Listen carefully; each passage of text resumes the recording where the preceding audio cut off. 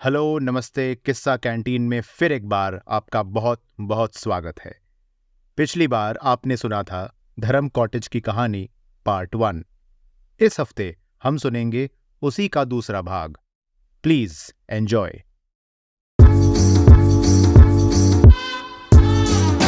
Hello, नमस्ते। मैं हूं आनंद और किस्सा कैंटीन के सीजन 2 में आपका बहुत बहुत स्वागत है। यहाँ आपको मिलेंगी हर तरह की कहानियां, कुछ खट्टे, कुछ मीठे, कुछ अनोखे और अटपटे से, जिससे आपका दिन जिंदगी के हसीन रंगों में रंग जाए। किस्सा canteen Spotify, Amazon music, Apple podcasts और गाना, इन चारों प्लेटफॉर्म पर उपलब्ध है। अगर आपको मेरी कहानियां अच्छी लगें तो फॉलो और सब्सक्राइब जरूर कीजिएगा। तो शुरू किया जाए आज का किस्सा।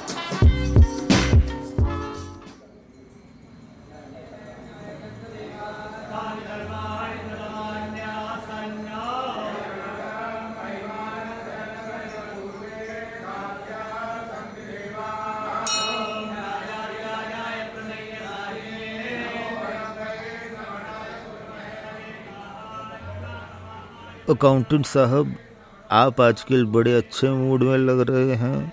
क्या बात है? शनिवार की शाम को काल भैरव मंदिर के बाहर मिले चौधरी जी ने मुझसे पूछा।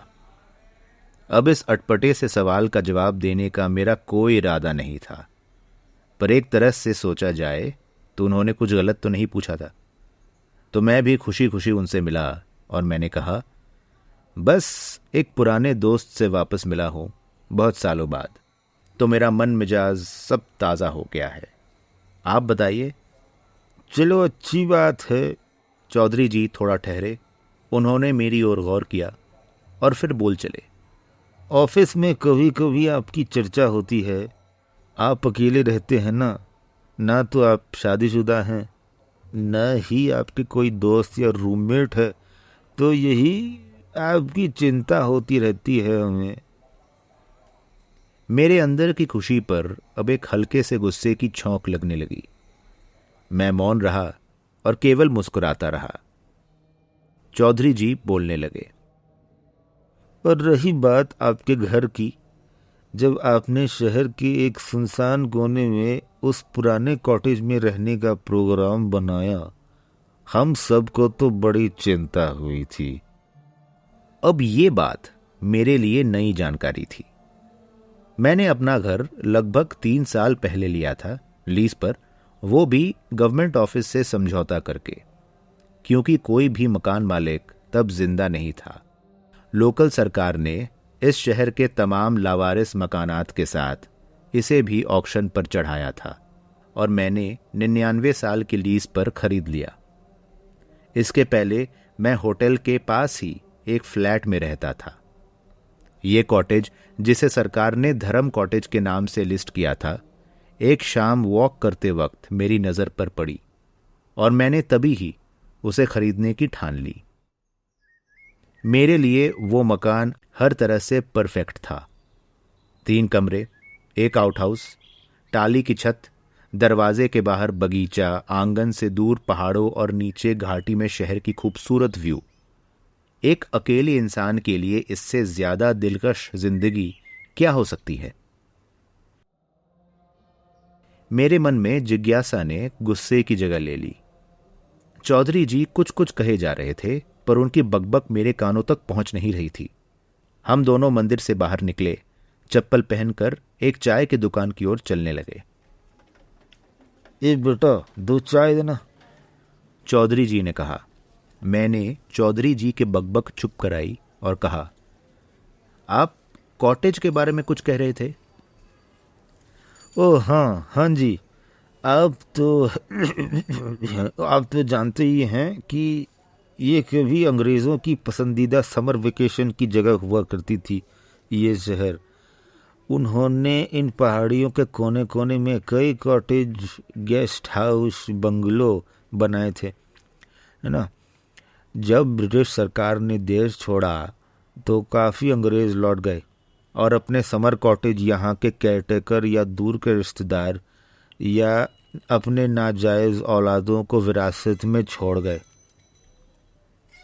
कांच के गिलास में चाय आई। हम दोनों ने एक एक जीरा बिस्किट लिया और बेंच पर बैठकर चाय नाश्ता करने लगे। कुछ पलों के लिए कहानी रुक गई और फिर, तो अब आपके धर्म कॉटेज की भी कुछ ऐसी कहानी है। अब पिछले 10-70 सालों में बहुत कुछ बदल गया है। कई मकान मालिक मर गए, उनके बाल बच्चे विदेश चले गए और मकान लावारिस हो गए। इसीलिए इतने सारे मकान आपको खाली मिलेंगे अभी, है ना। उन दिनों कागजात वगैरह पर कौन ध्यान देता था। तो बस अब सरकार ने इन मकान कॉटेजों पर कब्जा किया और एक एक करके आप जैसे लोगों को लीज पर देने लगे। हाँ, ये सब तो ठीक है, ये तो मुझे पता है, पर मेरा धर्म कॉटेज में अकेला रहना आपके और ऑफिस वालों के लिए चिंता का विषय होगा, ये मैंने कभी नहीं सोचा था। जरा इस पे खुलासा कीजिए। अरे अकाउंटेंट साहब, मैं वही कहने जा रहा हूँ। चाय की प्याली से एक लंबी घूंट लेते हुए चौधरी जी बोले, तो बात कुछ ऐसी है कि इन सब मकानों में आधे से ज़्यादा ना बिकने की एक वजह थी। कहते हैं कि ये सब शापित हैं, भूत बंगले हैं, यहाँ जीवित मनुष्यों का रहना मुमकिन नहीं है। मैं दंग रह गया। मेरी आंखें चौधरी जी की छोटी आंखें और चाय में डूबे हुए मूंछों पर पड़ी। मेरे चेहरे पर मुस्कान आ गई और फिर मैं हंसने लगा। चौधरी जी, तो आप ये कहना चाहते हैं कि शायद धर्म कॉटेज में कोई भूत रहता है और इसीलिए ऑफिस वालों को मेरी चिंता है। आप कहीं मजाक तो नहीं कर रहे? चौधरी जी के होंठ पतले हो गए। अकाउंटेंट साहब, मैं खिलवाड़ नहीं कर रहा। आप मानो या ना मानो, लोक परलोक की बातें हम लोग नहीं समझते। इन चीज़ों को लेकर हंसना अच्छी बात नहीं है। मैंने किसी तरह अपनी हंसी रोकी, लेकिन अब वो गपशप के मूड से निकल चुके थे। वो उठे, अपनी लाठी को जोर से पकड़ा और बोले, मेरी बात पर भरोसा नहीं है तो कभी पुराने रिकॉर्ड्स देख लेना, गवर्नमेंट ऑफिस में जाके देख लेना। धर्म कॉटेज में कुछ 40 साल पहले तक एक परिवार रहता था। माँ बाप, 2 बच्चे, एक लड़की एक लड़का। लड़की की शादी हो गई, माँ बाप का एक्सीडेंट हो गया, दोनों मर गए और बेटा अकेला रह गया। और कुछ महीने बाद वो भी गायब हो गया और घर खाली हो गया। पढ़े लिखे इंसान को ये सब विश्वास क्यों नहीं होता मुझे पता नहीं। पढ़ लीजिएगा लेकिन कभी फुर्सत से, हाँ, और मेरी बात पर विश्वास हो जाएगा आपको। नमस्कार, मैं चलता हूँ। और ये कहकर चौधरी जी अपने ऑल्टो की ओर चले गए। घर की ओर चलते वक्त मेरे दिमाग में कई ख्याल आ रहे थे। मैं भूत प्रेत पर विश्वास करने वालों में से तो नहीं हूँ, ना ही मुझे अनजान चीज़ों से नाजायज़ डर लगता है, पर पहाड़ों में, उनके बीच छोटे छोटे शहरों में कहानियों की ताकत और रफ्तार बड़ी तेज़ होती है। बड़े बड़े शहरों की चहल पहल से दूर भूत प्रेत, अप्सराएं और अजीब कारनामों का भंडार इन पहाड़ों में होता है। लेकिन 3 सालों में कभी भी मेरे खुद के सिवाय किसी और की मौजूदगी का एहसास मेरे घर में मुझे कभी नहीं हुआ। पुराने मकान में कभी कभी बारिश, ठंड और रात के वक्त थोड़े बहुत अजीब से आवाज़ आते हैं, पर इसका मतलब तो ये नहीं कि धर्म कॉटेज भूत बंगला है। पर ये तो हकीकत है कि लोग धर्म कॉटेज को जाने वाले छोटे से रास्ते पर कम ही आते हैं। मैं अकेला रहना पसंद करता हूँ। शायद इसीलिए अब तक मैंने इस बात पर ज़्यादा गौर नहीं किया था।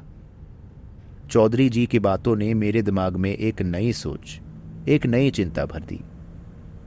पर मैं अपने शनिवार को ऐसे बर्बाद होते हुए नहीं देख सकता था। मैंने सोचा कि चलो आज परशुराम मास्टर से उसके कॉलेज के बाहर मिलते हैं और साथ मिलकर चाइनीज़ खाना खाने चलते हैं। सच कहूं तो मैं इसके पहले कभी परशुराम के कॉलेज नहीं गया। छोटा सा होटल मैनेजमेंट का कॉलेज था। हर साल लगभग 100 या 120 कैंडिडेट वहां पढ़ने आते। मैं अब तक शहर के मेन रोड पर चल रहा था। थोड़ी दूरी में एक छोटा सा कच्चा रास्ता है जो ऊपर की ओर जाता है। इस रास्ते से कॉलेज और फिर धर्म कॉटेज पहुंचा जा सकता है। कुछ 20-25 मिनट की चढ़ाई के बाद MGP होटल मैनेजमेंट कॉलेज का मेन गेट मेरी बाई ओर पर पड़ा। अंदर स्टूडेंट्स की चहल पहल, कैंटीन से आ रही बर्तन और हंसी की आवाज मुझे अच्छी लगने लगी। मैंने गेट पर बैठे बूढ़े दरवान से पूछा, पांडे जी, नए बैच की क्लास छूट गई क्या? बूढ़ा दरवान मुझे अच्छी तरह से पहचानता था। मेरी तरफ हंसते हुए उसने कहा, अरे अकाउंटेंट साहब जी, अभी थोड़ी देर पहले छुट्टी है। क्यों, कुछ काम था क्या? नहीं, कुछ खास काम नहीं। यहाँ एक स्टूडेंट है जो मेरे घर पे किराए पर रहता है, उसी को ढूंढ रहा था मैं। जी, कौन स्टूडेंट? दरवान बोला। परशुराम नाम है उसका। उसे निकलते हुए देखा क्या आपने? दरवान ने मेरी ओर देखा और उसके चेहरे पर थोड़ी सी हैरानी नजर आने लगी, जैसे मैंने कुछ अजीब सा पूछ लिया हो। परशुराम कौन? अरे परशुराम छोटा सा पतला सा लड़का है। ऐसे कपड़े पहनता है कि मानो 60 दशक का स्टूडेंट हो। लेदर के जूते, सस्पेंडर, सफेद शर्ट, हमेशा हंसता रहता है लड़का। अकाउंटेंट साहब, लगता है कि आपको कुछ गलत फहमी हुई है। यहाँ परशुराम नाम का कोई नहीं पड़ता। दरवान की नजरें बिल्कुल मुझ पर टिकी हुई थीं। उसके पलक झपक नहीं रहे थे। पर ऐसा कैसे हो सकता है? शायद आपसे कुछ गलती हुई है और आप उसे पहचानते नहीं हो, मैंने बोला। अब हैरान होने की बारी मेरी थी। नहीं साहब, मैं कह रहा हूं पूरे यकीन से, यहां पढ़ने वाले एक एक लड़का लड़की को मैं जानता हूं और वो मुझे जानते हैं। पर परशुराम नाम का कोई लड़का या आपने जो कहा वैसे टाइप का कोई आदमी यहां नहीं आता है। मेरा सर घूमने लगा।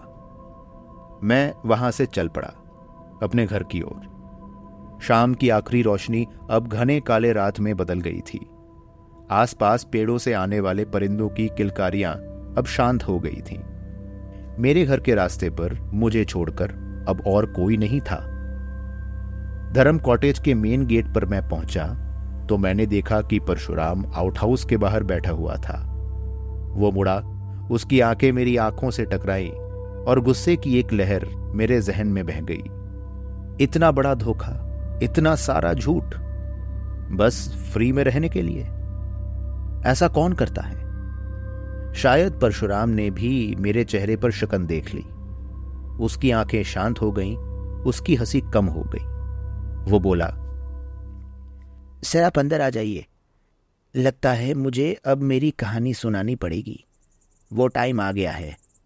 मैं चुपचाप अंदर चला आया।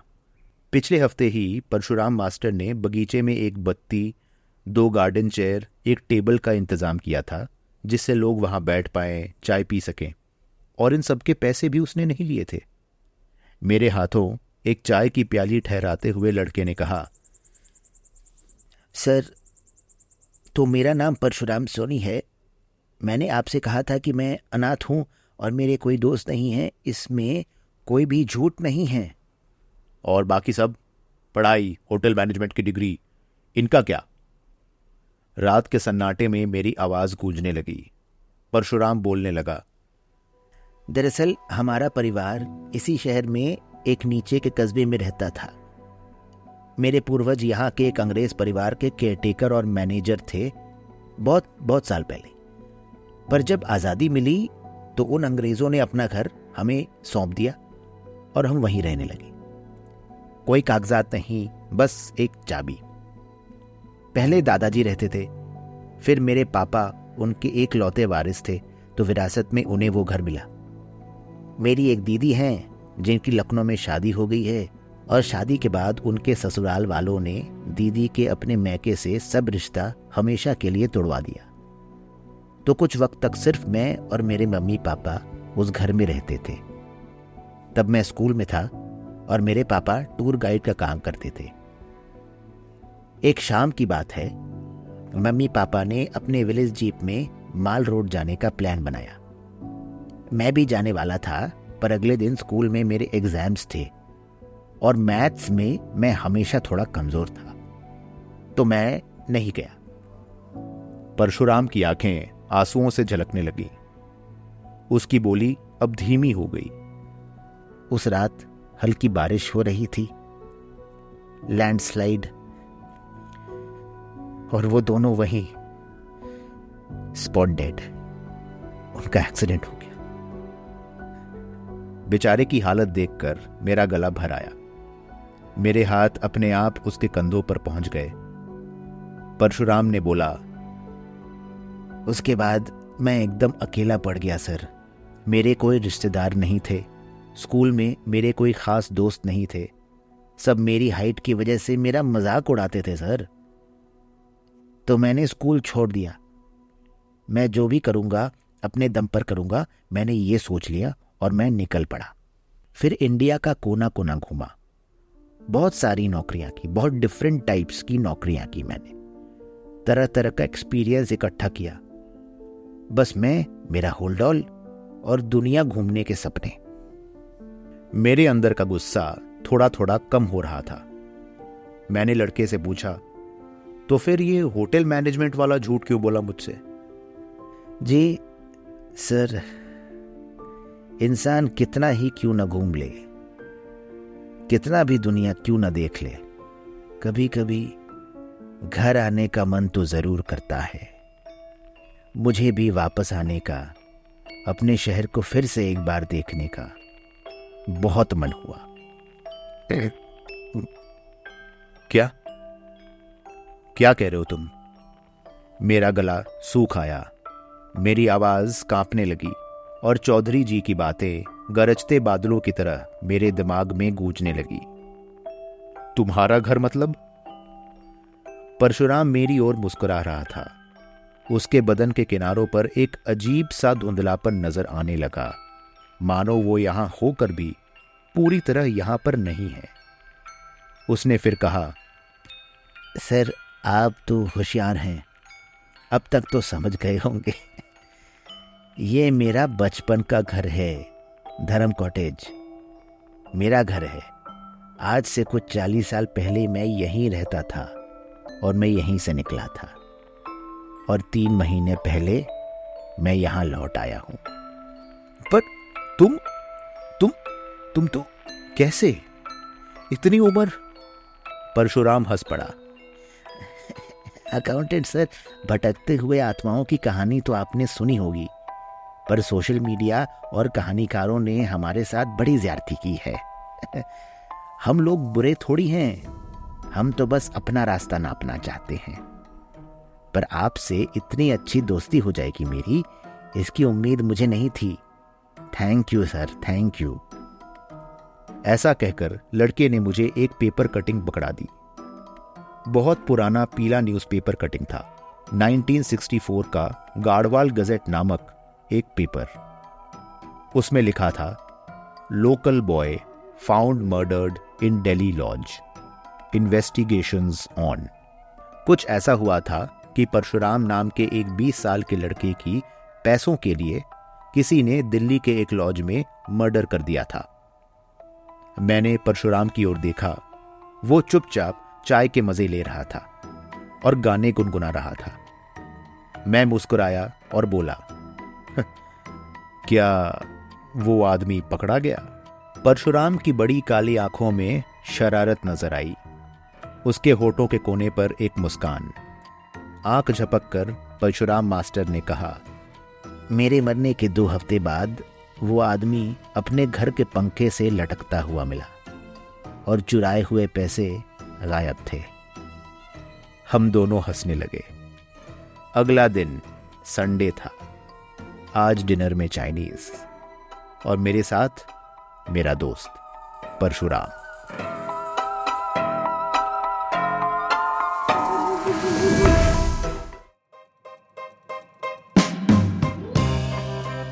तो कैसा लगा आज का किस्सा?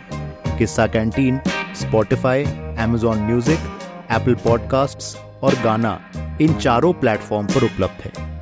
अगर आपको मेरी कहानियां अच्छी लगे तो फॉलो और सब्सक्राइब जरूर कीजिएगा और हाँ, मुझे फीडबैक जरूर दीजिएगा kissakanteenpodcast@gmail.com पर। Please follow me on Instagram @kissakanteenpodcast। मिलते हैं अगली बार एक नया किस्सा, एक नई कहानी लेके। This episode was written, recorded and presented entirely by me, Anandroop Datta, with original artwork by Ritika Das. Thank you and see you next time.